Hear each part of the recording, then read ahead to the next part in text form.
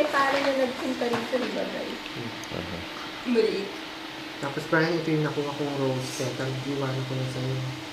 Meron ako, binigyan ako tita ko yung mga... Ay, hindi, iwanan ko. Pero iwanan ko. Baka kailangan mo yan. No, you need this more than I do.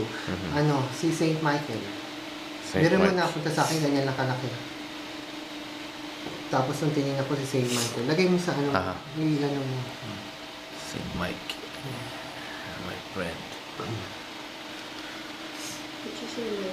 My friend. Nung araw pa si Saint Mike yung aking ano. Oo.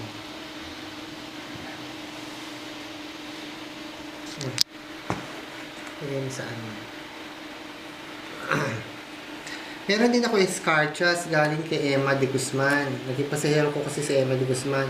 Yung isa pang visionary.